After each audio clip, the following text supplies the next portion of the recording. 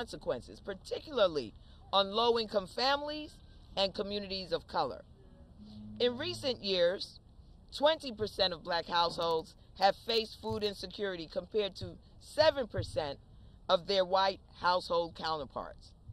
42% of all SNAP recipients are children. In fact, 4 in 5 SNAP households include either a child, an elder, or an individual with a disability. These cuts to SNAP will only worsen food insecurity and hardship in black and brown communities, reduce revenue for local businesses, and disrupt our food supply chain. Instead of working to lower the cost of living on day one, as President Trump promised, it is outrageous that Republicans have spent all their time working to dismantle the social safety net, including SNAP. Not only have Republicans done nothing to lower the cost of living, as promised, they refuse to even acknowledge the reality. The reality that their policies are driving up the cost of living, that cuts to SNAP will leave millions of American families and children hungry. And the Republicans have shown us time and again that they have no issue ignoring the urgent needs of the American people.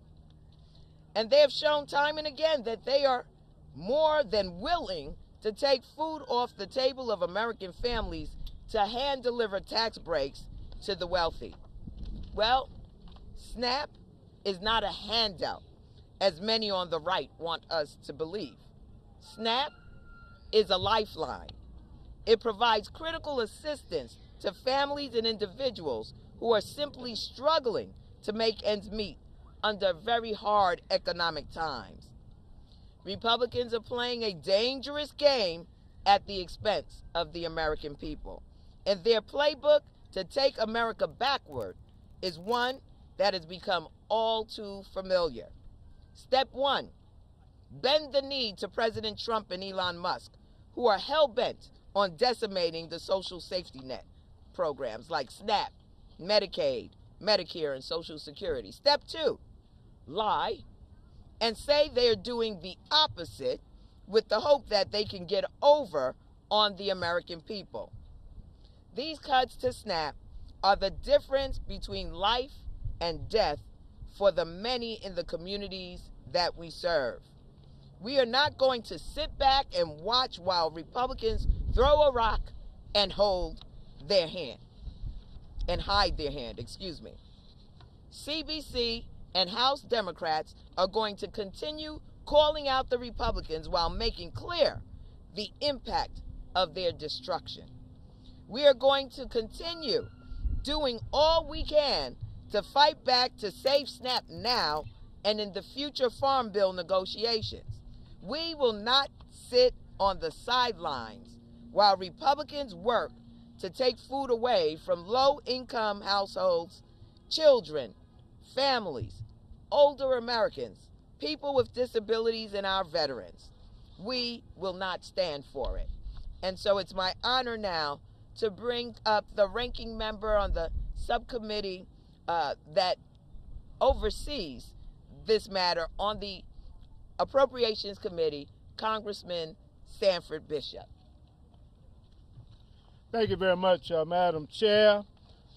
We are here in support of all people who are receiving the nutrition benefits from SNAP and those who will need to receive it. No American should go hungry. Healthy food should be affordable and accessible to every single American. SNAP is one of our country's best programs to make sure that no one is left behind when it comes to food. It helps hard working moms help make ends meet. It helps your elderly neighbor have a wholesome meal. It helps that child in your neighborhood to go to school without having to grapple with hunger pains. It helps countless disabled people who have a need for healthy food. SNAP's effects go beyond just the people it feeds, but to the farmers and the businesses that provide the food. In fact, if the Republicans cut to SNAP it goes into effect, it puts at risk over 285,000 jobs.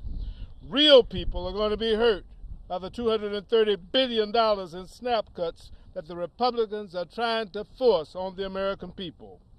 Here are some numbers just for Georgia. SNAP cuts will cost the Georgia economy over $600 million. It will affect more than 1.5 million people in Georgia alone and 42 million Americans across the country.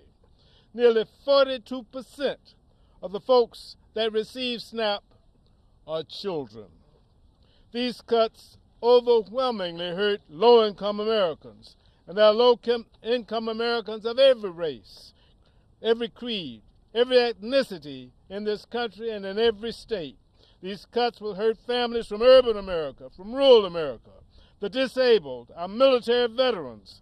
It hurts our grandparents and our children. And yes, these cuts will disproportionately hurt black Americans. The purpose of SNAP is to help people out of poverty. It gives people a fighting chance to change the course of their lives. We need to be honest with American people because the Republican leaders are not being honest. Cutting SNAP is not about preventing fraud, waste, or abuse.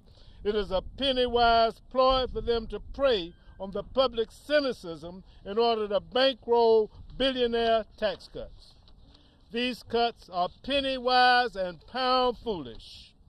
My faith and my Bible tell me that we have an obligation to feed the hungry. This afternoon, I'm joining my colleagues in the Capitol in just a few minutes, where we're going to hear from Americans from all walks of life who are being helped by SNAP and who are being threatened by this Republican hustle.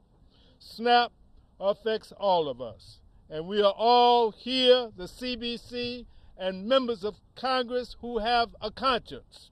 We are here to fight for all those who need for Americans to have healthy, nutritious foods. You're back. We thank Sanford Bishop and ask that another champion for the needs of our communities, someone who understands intimately what this means in terms of communities across this nation, a real advocate, Congresswoman Johanna Hayes of Connecticut.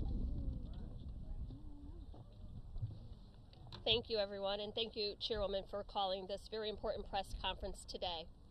The Budget Reconciliation Instructions to the House Agriculture Committee require $230 billion in cuts. You've heard that number over and over again. But it is impossible to achieve this target without going after SNAP. I don't care what they say, it just can't be done. SNAP is the most efficient and effective anti-poverty program in our nation and a critical part of the Farm Bill. The math ain't mathin'. There's nowhere else to find $230 billion in cuts without touching SNAP. These cuts would be felt by nearly 17 million children, over 7 million seniors, and 1.2 million veterans who depend on SNAP. At a time when people across the country are struggling with the high cost of groceries, SNAP helps more than 42 million Americans each month keep food on the table by providing a modest but meaningful $6 per person per day. In the 2018 Farm Bill, Congress worked really hard to get language in that called for the revaluation of the Thrifty Food Plan by 2022 and every 5 years thereafter. The Congressional Black Caucus led the efforts on this, first with Chairwoman Marcia Fudge, who was intentional and steadfast on this issue, and then by myself as the chairwoman of the Subcommittee on Nutrition, working with the chair, David Scott, on the full Committee of Agriculture to make sure that this reevaluation was done.